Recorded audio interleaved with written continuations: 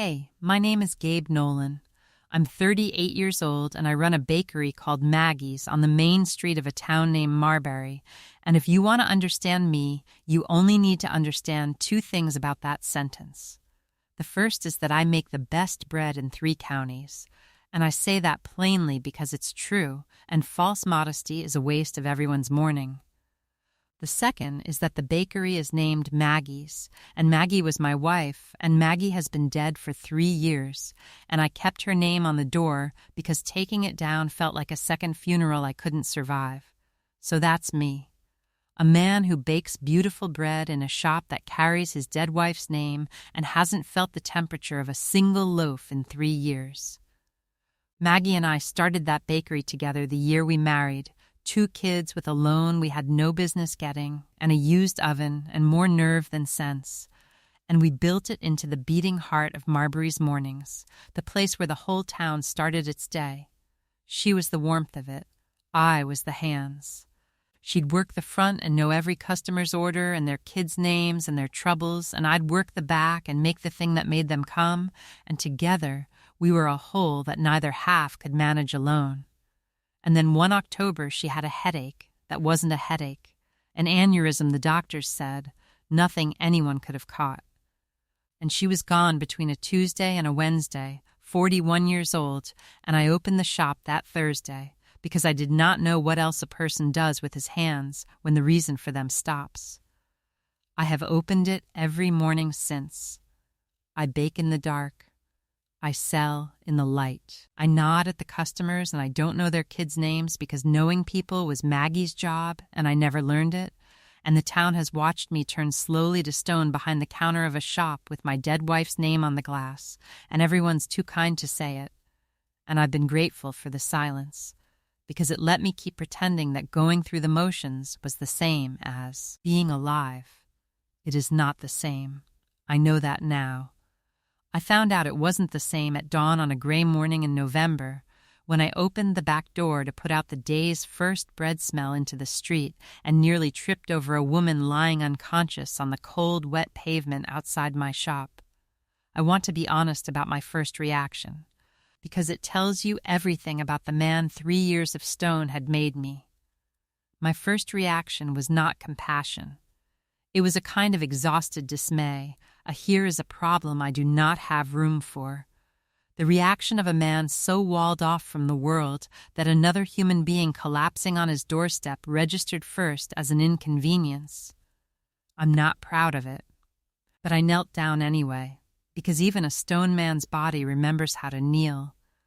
And I saw she was breathing, and I saw she was young, maybe 30.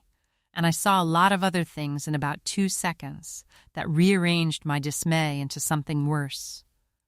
I saw that her coat was too thin for November and worn through at the cuffs.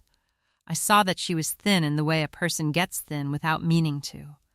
I saw a car parked across the street with fogged windows and a pillow against the glass and a life's worth of belongings packed into the back of it, and I understood, kneeling on the cold pavement, that this woman had not fainted from any illness. She had fainted from being at the absolute end of herself. She came to while I was kneeling there, her eyes fluttering open.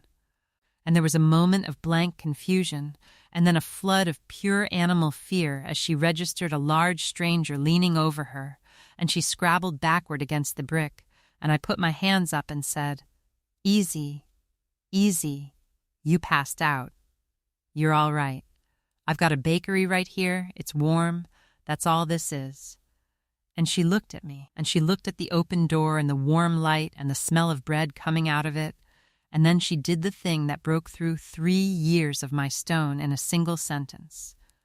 She grabbed my sleeve with a cold, thin hand, and she said, with an urgency that was almost worse than the fainting, "Please don't call anyone. Please. No ambulance, no police, please. I'll go, I'll move the car, just please, don't call anyone." Now here is the thing I understood in that moment, and it's why the sentence undid me. I know that plea. I have never said it out loud, but I have lived inside it for 3 years. Please don't call anyone. Please don't make this a thing. Please don't turn your kindness on me, because I do not have the strength to be a problem in somebody's morning. It is the plea of a person who has decided that the safest thing they can be in this world is invisible.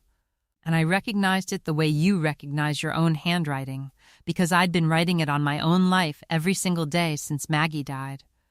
And something in me that had been frozen solid for 3 years cracked straight down the middle.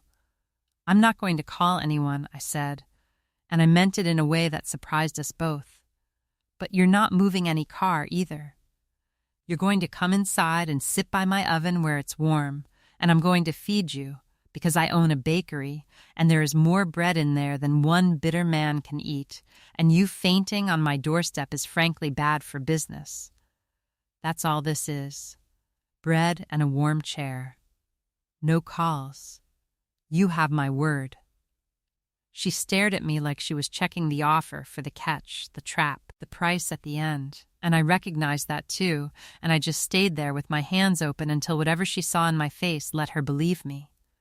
And she let me help her up, and she came inside out of the November dawn into the warm, and that is how Iris Dunn walked into a bakery named for a dead woman and, without either of us knowing it, started bringing the whole place, ovens and owner alike, back to life. I did make sure, first, in the quiet way, that she was actually all right, because a promise not to call anyone doesn't mean you get careless with a person's life. I watched her walk, watched her track my finger with her eyes, made her drink a full glass of water and then another, made her eat something with sugar in it before anything else. And I told her plainly that if she'd hit her head, or if the world went white again, we were going to have a different conversation about who I called, promise or no promise, because I'd rather she be angry at me than hurt. She almost smiled at that. You'd break your word to keep me alive, she said. And I said, every time. And something in her unclenched a notch further. Because I think a person who's learned the world is transactional needs to hear that some lines a decent man won't cross even to keep the peace. But she hadn't hit her head. It was hunger and exhaustion, plain and simple, the oldest and most fixable thing in the world, and the fix for it was sitting all around us on 100 shelves.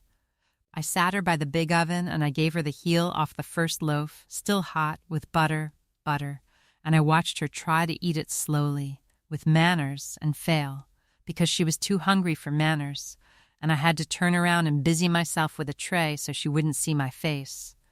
Because a woman being too hungry to eat politely is a thing that will unmake you if you let it.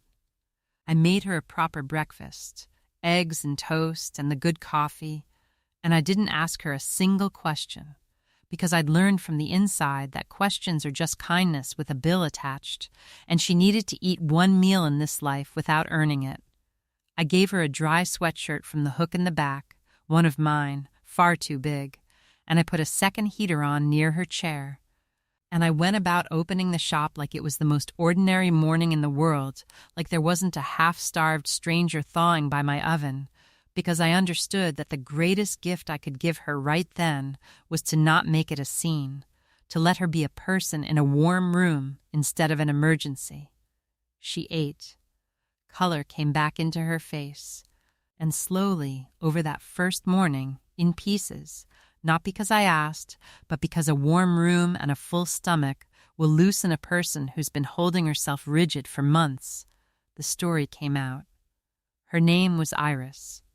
She'd had an ordinary life, a good one even, a job managing the office of a small manufacturing company 2 towns over, an apartment, a used car. The whole modest architecture of a person getting by. And then the company folded with no warning, and the job was gone, and the savings went faster than she'd ever believed savings could go, and there'd been a medical thing, a surgery she'd needed, and the bills that came after, and she'd fallen behind, and then the apartment was gone, and she'd been living in her car for 2 months, showering at a gym on a membership she couldn't cancel, because canceling it would mean admitting the gym was now her bathroom.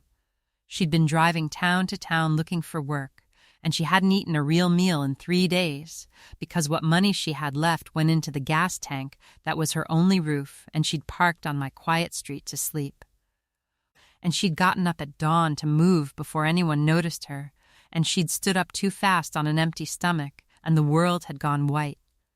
And please, she said again, at the end of it, gripping her coffee like it might be taken, please don't call anyone.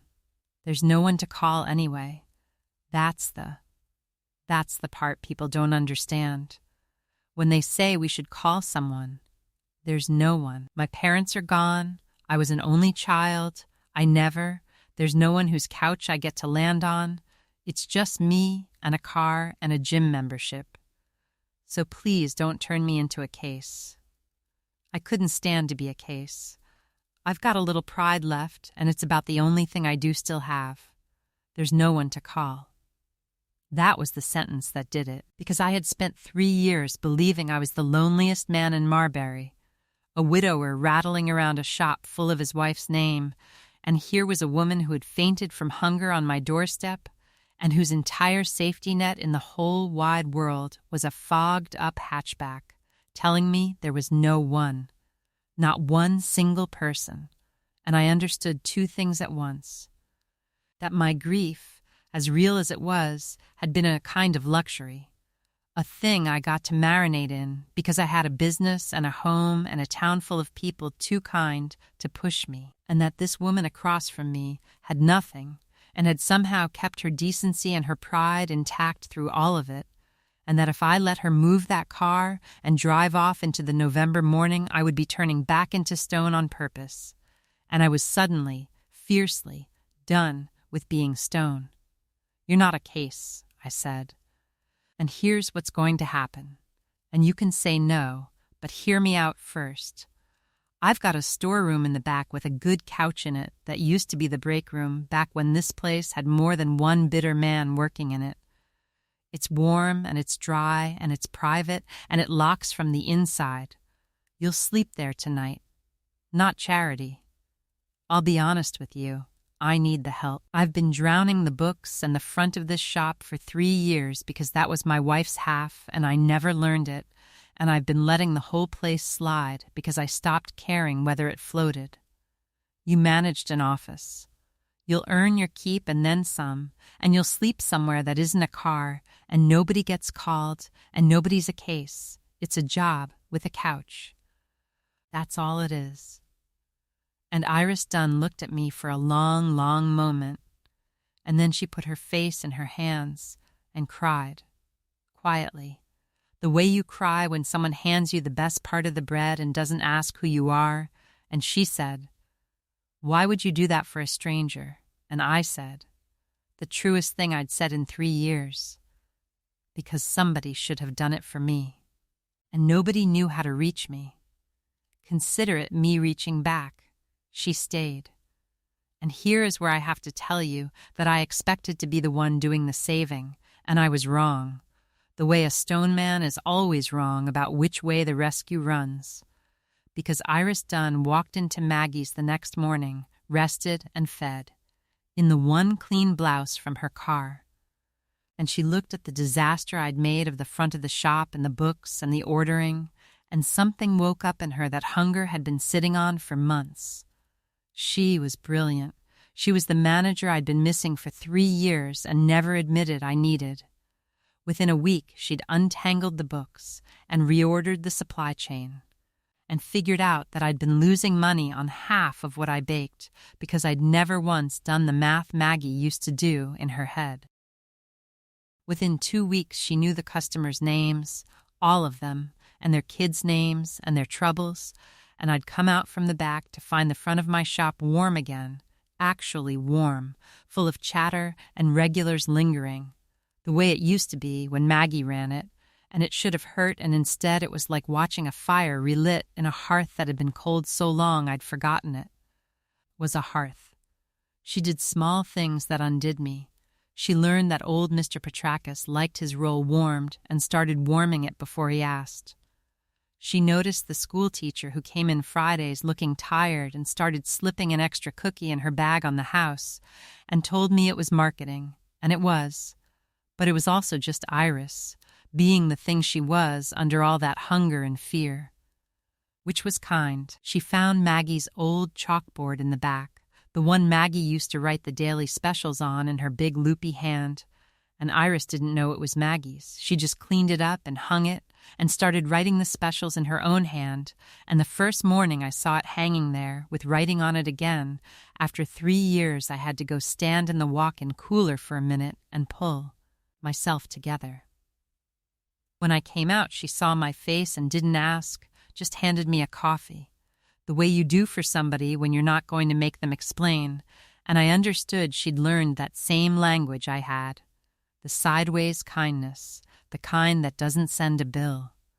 Those slow hours after the rush became the center of my day. I'd teach her to shape a bowel, and she'd produce something that looked like a boot, and we'd laugh, and she'd ask about Maggie carefully, the first person in 3 years brave enough too.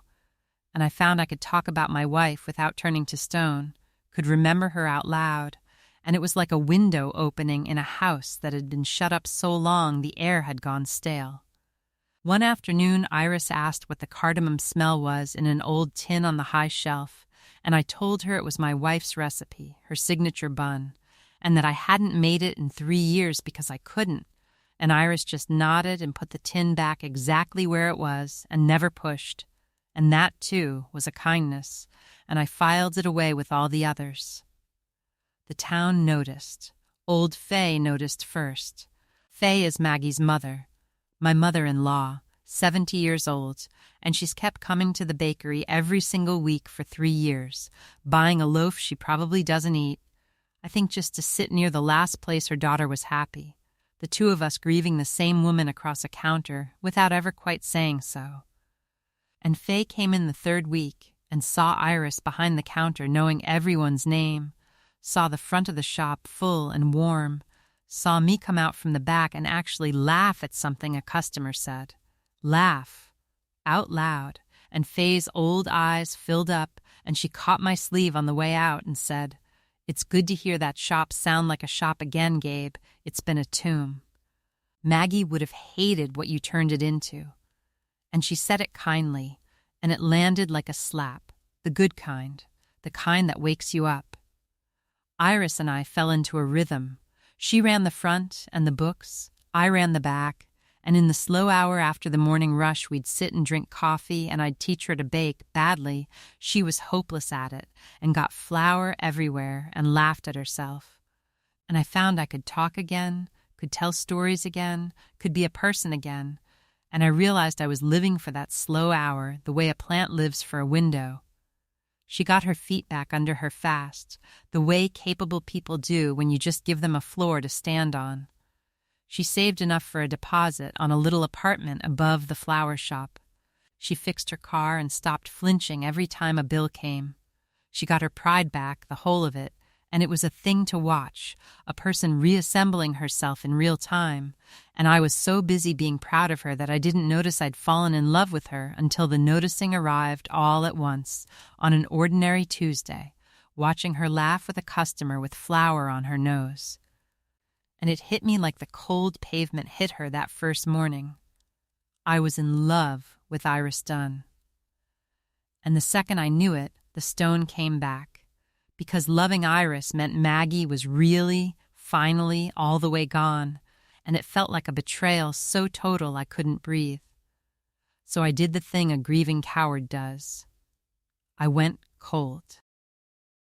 I told myself I was being noble. Iris had her life back now, her apartment, her savings, her pride. She didn't need a broken widower and his dead wife's bakery hanging around her neck. And the kindest thing, the decent thing, was to let her fly, to make sure she knew she was free, that she'd never been trapped, that whatever she thought she owed me was paid in full. So I started, carefully, to hand her back to the world, the same way I'd once handed the whole world back to keep from feeling it. I got formal. I talked about her moving on to bigger things than a small-town bakery. I mentioned casually that a manager with her talents was wasted here, that she should be running something real. And I watched the light go out of her, the same light I'd watched come back, and I told myself it was for her own good. right up until the evening she took off her apron and set it on the counter and said, in a quiet, wrecked voice, "You know what the worst part is, Gabe? I've been a case to a lot of people. Charity, a problem to be solved, and then discharged. And you were the one person who made me feel like I wasn't. And now you're standing there in your dead wife's bakery telling me I'm too good for the only place I've ever felt like a person. And I finally figured out what that is. It's you discharging me." Case closed. "Well, thank you for the couch." And she hung up the apron and walked out, and I let her, because I was a coward with a dead wife's name on the door, and I'd rather lose the living woman than dishonor the dead one. And I stood in the empty shop that Iris had brought back to life and felt it turn back to a tomb around me. It was Faye who came for me. Of course it was Faye. My mother-in-law let herself into the shop the next morning before I'd unlocked, with her own key that she's had for 20 years, and she stood in front of the counter and she did not buy a loaf. She said, "I hear the girl quit. She got a better opportunity," I said in the reasonable voice, the stone voice. "Gabriel Nolan," Faye said, and she used my whole name the way Maggie used to when I was being a fool, and it went through me like a wire.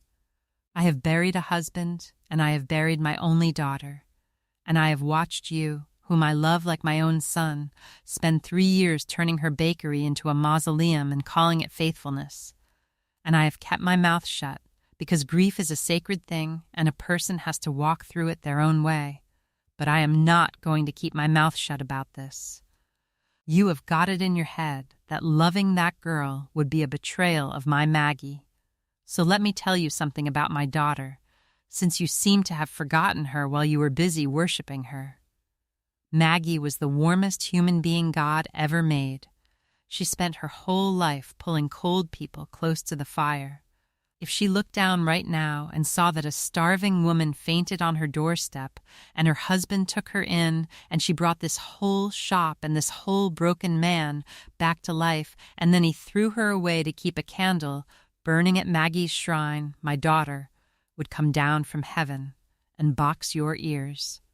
You are not honoring Maggie by refusing to live. You are wasting the exact thing she loved most about being alive, which was loving people. She would want you to love again. She would want it desperately. The only person turning her memory into a prison is you, and you're using her to hide in, and it is the one thing about your grief that would truly break her heart. I could not speak. And Faye, gentler now, reached across the counter and put her old hand on mine and said, "She's leaving town, Gabe. I heard it from the flower shop.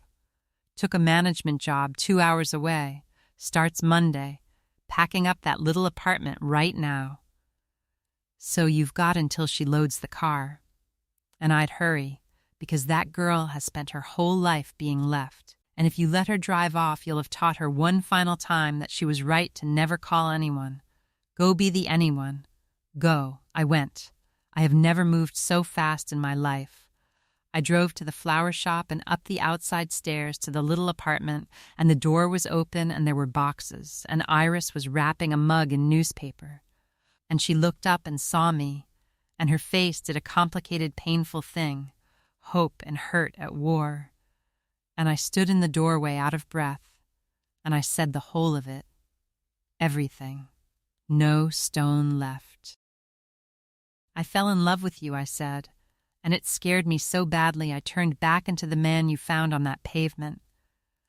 Because loving you meant admitting Maggie's gone, and I have been using my dead wife as a place to hide from being alive. And Faye just informed me, correctly, that Maggie would box my ears for it. You were never a case, Iris. You were never charity. You walked into a tomb and you turned the lights back on, and not just the shop's, mine. And then I got scared and told you were too good for the one place you felt like a person. And that was the cruelest thing I've ever done, and I did it out of cowardice, dressed up as your freedom. So here's the truth with no stone on it. Don't take the job 2 hours away. Or take it, if it's the right thing for you, and I'll drive 2 hours every day to bring you the good bread. But don't leave, because I made you feel discharged. You told me that first morning there was no one to call. I've spent 3 years being someone nobody could reach either. So let's be each other's anyone. Stay, Iris, not for the couch. For me. Marry me even, someday, when you're ready, in a bakery that I think it's finally time we put a second name on the door of. She was crying, and so was I, standing in the boxes of her packed-up life, and she said, "You can't put my name on Maggie's." Maggie's mother, I said, is the one who sent me here. And I think Maggie would like knowing her fire got passed to somebody who needed it as badly as you did. She was like that. Ask Faye.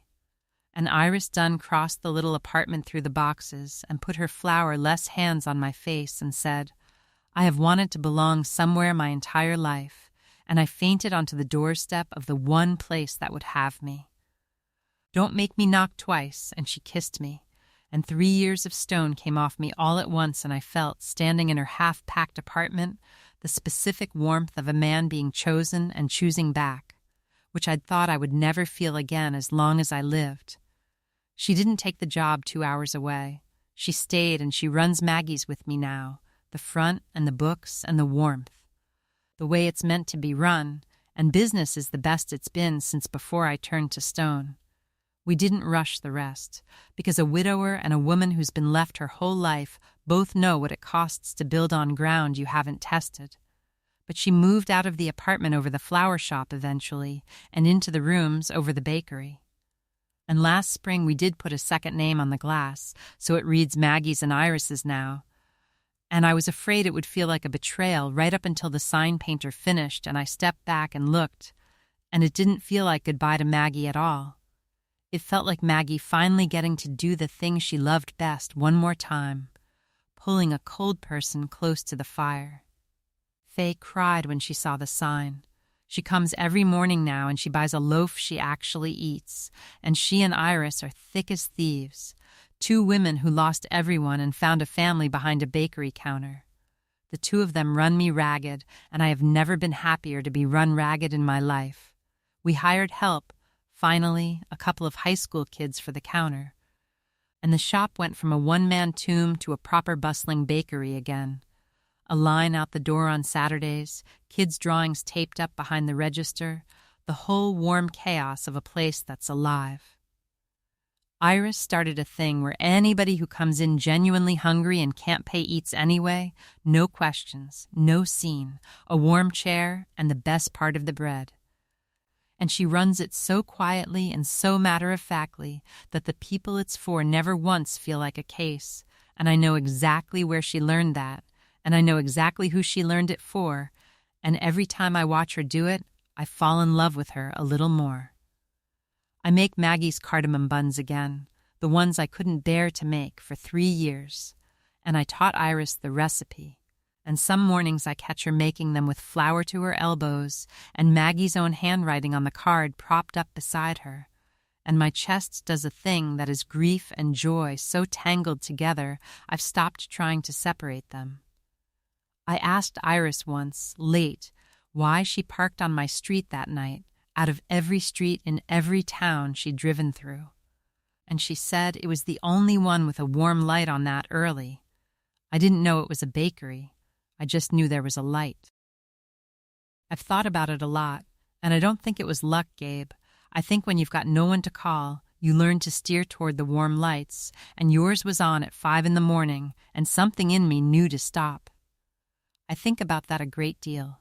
In the dark before dawn, my hands in the dough, the ovens coming up to heat, one warm light on in a sleeping town, about how I spent 3 years believing the kindest thing I could do was stay stone, stay invisible, never be a problem in anyone's morning, and how it turned out I had it exactly backwards, that the light I'd been leaving on out of habit was the only thing about me that was still alive, and it called a fainting stranger in off the cold pavement and gave me my whole life back.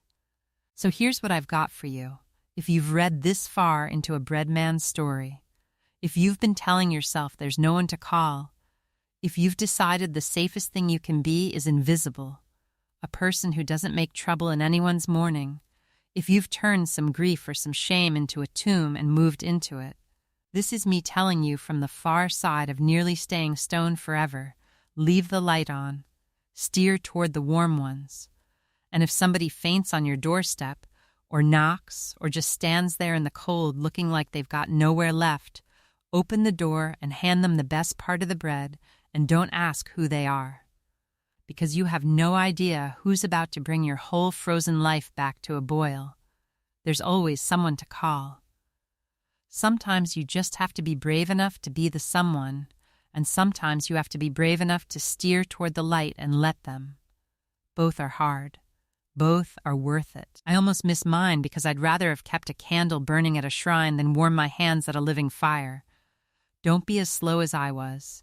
And if you'd stay a while longer with us, subscribe and let the next story keep you company. There's always a warm light on here at lamplight, and the kettle's on, and the first loaf's nearly ready, and there is always, always somebody to call.